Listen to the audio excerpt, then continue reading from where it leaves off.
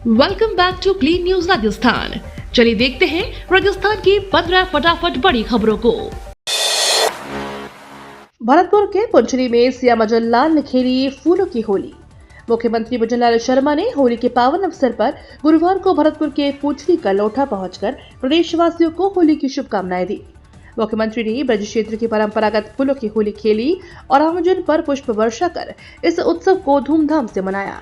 मुख्यमंत्री शर्मा ने अपने परिवार के साथ मुकुट मुखारविंद और श्रीनाथ जी मंदिर पहुंचकर पूजा अर्चना की। उन्होंने गिरिराज महाराज की तलहटी में स्थित मुकुट मुखारविंद मंदिर में दुग्धाभिषेक कर प्रदेशवासियों की सुख समृद्धि की कामना की। होली के दिन भी जयपुर में मिलेगी शराब, पीने वालों को नहीं होगी दिक्कत। राजस्थान में होली के दिन भी शराब की दुकानें खुली रहेंगी। जयपुर जिला प्रशासन ने शराब की दुकानों को बंद रखने का कोई आदेश जारी नहीं किया है, लेकिन पुलिस प्रशासन ने सख्त निर्देश दिए हैं और पुलिस की पैनी नजर रहेगी। हुड़दंग मचाने वालों को बख्शा नहीं जाएगा। जयपुर में हुड़दंगियों को काबू करने के लिए चप्पे चप्पे पर पुलिस को तैनात किया गया है। अभय कमांड सेंटर से भी पुलिस के जवान जयपुर की सड़कों पर नजर आए हैं। सोशल मीडिया पर भ्रामक जानकारी देने वालों के खिलाफ सख्त कार्रवाई की जाएगी। पुलिस पूरी निगरानी कर रही है। भिवाड़ी का जयपुर की तर्ज पर होगा विकास, केंद्रीय मंत्री भूपेंद्र यादव बोले। केंद्रीय मंत्री भूपेंद्र यादव गुरुवार शाम को भिवाड़ी के बाबा मोहन राम मंदिर के 3 दिवसीय मेले का उद्घाटन किया। इस दौरान मीडिया से बात करते हुए उन्होंने कहा कि सीएम के सामने हमने हमेशा कहा कि जब तक भिवाड़ी के विकास के लिए डेवलपमेंट अथॉरिटी नहीं लाएंगे तब तक यहाँ का विकास नहीं होगा।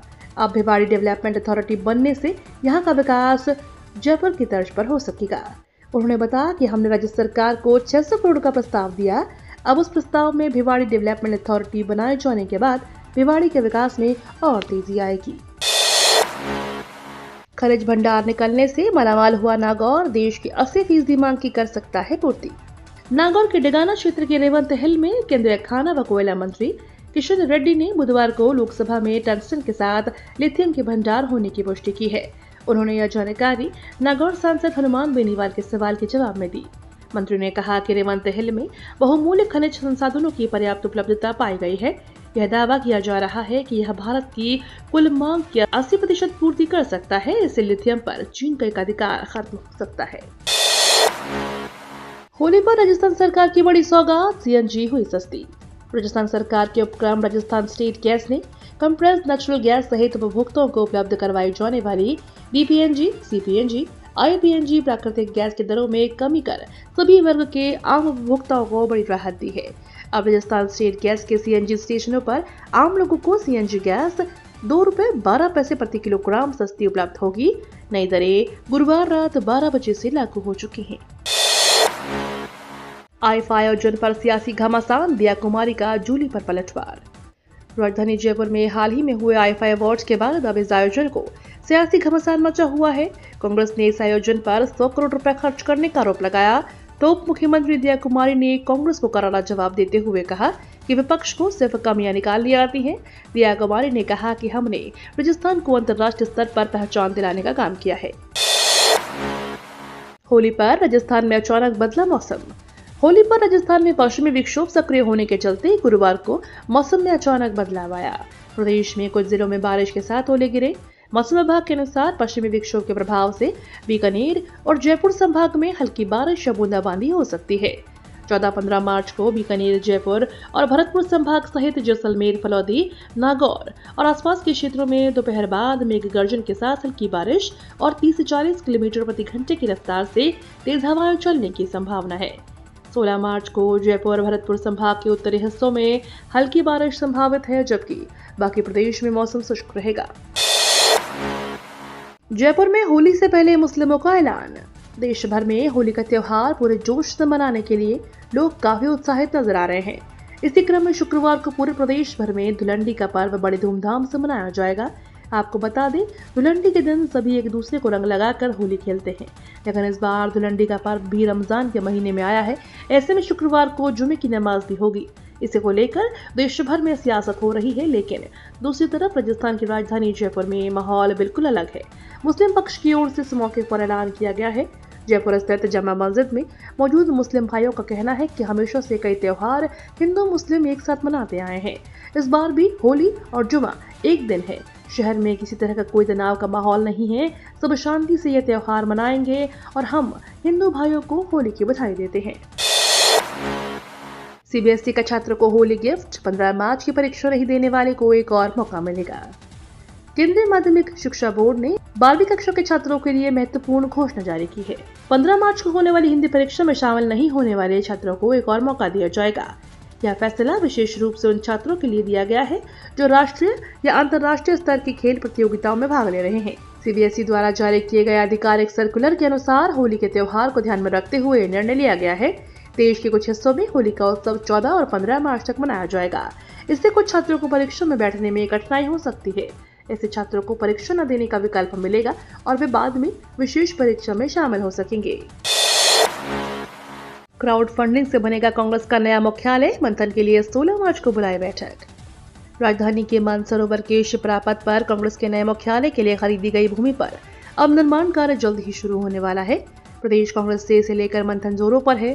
प्रदेश कांग्रेस सचिव ताराचंद सैनी के अनुसार नए भवन निर्माण पर मंथन के लिए प्रदेश कांग्रेस अध्यक्ष गोविंद डोटासरा ने 16 मार्च को प्रदेश कार्यकारिणी की बैठक बुलाई है।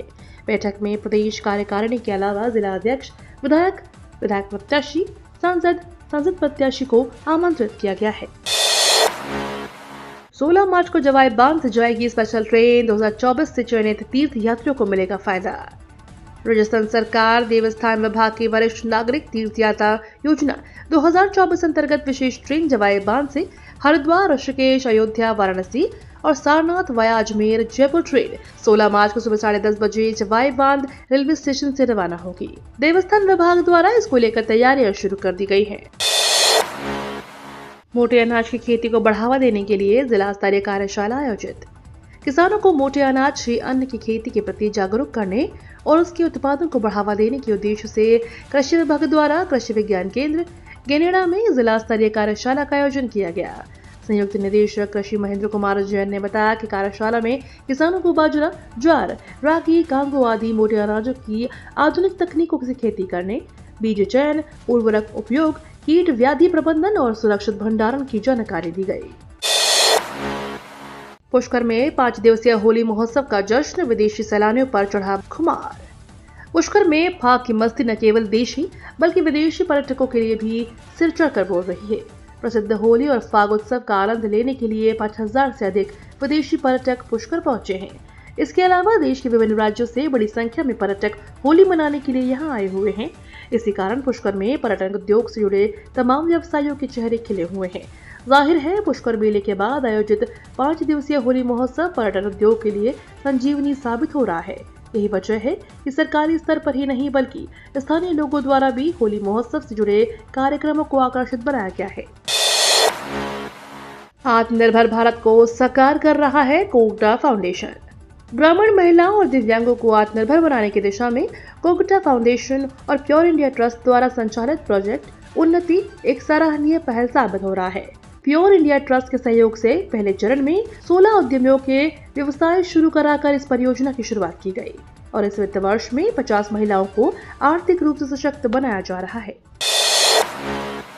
महात्मा गांधी चिकित्सालय के ईएनटी विभाग में ऑडियोलॉजिकल टेस्ट सुविधा चालू करने की मांग। भीलवाड़ा जिले के सबसे बड़े महात्मा गांधी चिकित्सालय के कान, नाक और गला विभाग में श्रवण संबंधी जांच ऑडियोलॉजिकल टेस्ट की सुविधा चालू करने की मांग को लेकर समाज सेवी हारून मोहम्मद रंगरेज के नेतृत्व में चिकित्सालय के अधीक्षक अरुण गौड़ व मेडिकल कॉलेज की प्राचार्य डॉक्टर वर्षा सिंह को ज्ञापन दिया गया है। ज्ञापन में मांग की गई है कि उक्त सुविधा को चालू किए जाने से गरीब एवं वृद्ध आर्थिक रूप से कमजोर मरीजों को परेशानियों का सामना नहीं करना पड़ेगा।